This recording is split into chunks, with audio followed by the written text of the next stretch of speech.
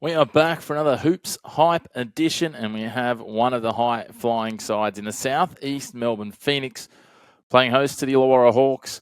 They'll be playing at the smaller State Basketball Centre with John Cain Arena out of action as we look ahead here.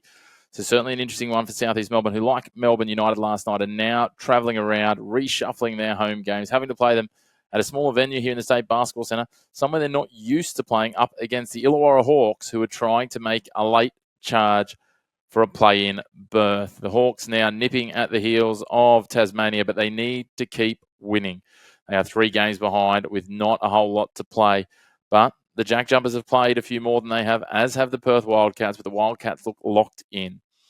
We're going to break it all down. We're going to talk about the key matchups, the key players, and the key stats that matter. As well as that, we're going to talk to you about the wise wagers to take, our tips, our bets, and what we're liking here. We missed narrowly last night in the upset win for the latter cellar dwellers, I should say, Cairns Taipans, who've now dragged themselves off the bottom and have a chance to further extend that later this weekend when they take on the Brisbane Bullets. So we can't wait. But for today, it is 2v7, South East Melbourne up against the Illawarra Hawks. This is a key clash for both sides for different reasons. For the Phoenix, locking in their top 2. For Illawarra, keeping those play-in hopes alive.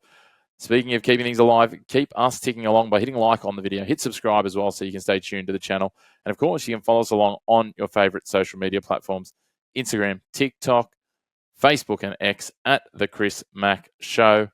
And we are looking forward to seeing you along for the journey. But let's get into this one. As I said, South East Melbourne up against Illawarra. For Illawarra, they are charging towards a play-in spot, which would be a remarkable turnaround. They had a horrible start to the season. But remember, they are the defending champions. They've got coach Jason Tatum at the helm, and they've been here before. They're starting to play their best basketball, starting to find those key combinations, those pieces that work, and it's looking positive. If they can go down here to South East Melbourne and get a win, this could be enough to catapult them up towards maybe this unlikely push towards post-season basketball in February and beyond. In terms of how it shapes up, obviously the key player for South East Melbourne, Nathan Sobey. How do they guard him? Illawarra are going to have a job to do on this man. He is a dominant force. He is in the MVP conversation. He's on the fringe behind the likes of Bryce Cotton and Kendrick Davis. He's probably third in the lines of betting. 22 points a game this man is putting up. He's absolutely dominating. He's the leader in three-pointers, 3.43 three-pointers a game.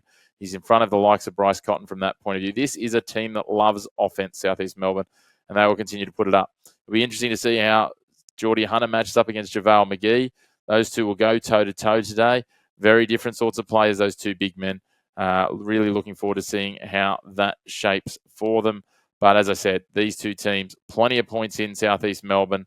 The Illawarra Hawks, if they can get going, get gelling, there's plenty of points in them as well, especially if JaVale McGee starts to dominate that post and that paint. How does Geordie Hunter match him up there versus how do they go outside? But the depth of this South East Melbourne lineup is the key. The X factor, Ian Clark, he's come in as a late signing. He's going to add to this side and continue to build for them. And he could be a real key cog in this team as they go forward alongside the likes of Sobey and Hunter. The hot hand of Angus Glover when he comes off the pine as well. They've got a stack lineup and it's just gotten better, and it really shapes them as a potential contender for this competition alongside the likes of Adelaide, Sydney, and maybe, if they can sort it out, Melbourne United. But last night was not a great showing in reflection for them. In terms of the stats that matter, as I said, South East Melbourne, 2,151 points for the season so far. And when you consider that they are now through 22 games, that is almost 100 points a game. That is huge numbers. The only team that scored more points than them is Melbourne United. Melbourne United are 100 points clear of them, but have played 2 more games. So it just stacks up so well. This Phoenix side are 4 wins from 5 games, but they have had their little bumps along the way. A good win over Sydney last week really solidified their position in the top 2, but road wins against top-tier opponents have come few and far between for them this season, and the only other time they've done so with such style and aplomb, they hit a bump the next week. So, for me, this is a real banana skin game for them. Last time we looked at them doing this was early this season when they got that win over Tasmania when they were fighting to make their way up the ladder in a tight game, and then all of a sudden dropped an egg the next week to United in November. Again, this is a United side that was in good form, but a couple of other times in the recent seasons, that's happened to Phoenix. So how do they bounce back How do they get things going? That will be the question. Bounce back is probably the wrong word. How do they continue on with their winning run, I should say, because they are 4 from their last 5. This is a side that's got all of the strengths in the world, but again, they've shown that they have some weaknesses against certain teams, and last time these two teams clashed, the Hawks got it done in overtime. So I think there might be some value sniffing about the Hawks. If McGee can get going, Dave O'Hickey and Tyler Harvey can fire as well. All of a sudden, it might be interesting. So Jason Tatum knows they haven't had a winning streak yet. If they can get 3 in a row, all of a sudden they start to become a formed team. Both Illawarra, they're missing Jonah Bolden still. He's obviously out for the season. South East Melbourne, they are fully fit, fully healthy, and ready to rock and roll. Tatum's backing his team to chase down the 6th seed and go into the play-in tournament, but this is where it starts. It's a big run home for them. When we have a look at their run coming from here, though, they take on New Zealand, then they take on Perth, Tasmania, 2 sides in that run, 2 crucial games. So these next 4 games into the Bullets is a huge run for them. They then have the Kings twice on the run home before they'll finish with the Jack Jumpers, which could be the defining game. It could be playoffs before the playoffs come, or play-ins before the play-ins come, if the Hawks can go on a run. Time to move on to the Wise wages, and we're having a look at this one. We're going to go the total very high here. You can get 190.5 out there. We're going to take under 190.5. As much as South East Melbourne and Illawarra have both got points in them, unless this really goes to overtime, I don't know that it gets that high. I think this will probably finish something like 97, 92, something like that. I think it'll be under 10-point margin. It's going to be a tight game. Which way it goes, I'm not sure.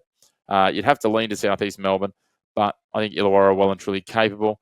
In terms of that, because I think it's going to be a close game and Illawarra on the improve, and when we look at what they've put up the last couple of games of those wins over the Taipans and the Jack Jumpers, I'm going to take Illawarra at the plus 6.5. You can get 7 flat out there at a couple of places. You might need to trade a couple of cents for that. Might not be the worst just to pick up that extra half point, give yourself a little bit of margin.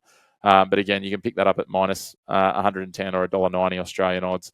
And finally, my value bet, a little bit of a roughie, but I'm going to go Illawarra Hawks to win this by 1 to 10 points. I can see this upset coming potentially. As I said, I think it's going to be an arm wrestle.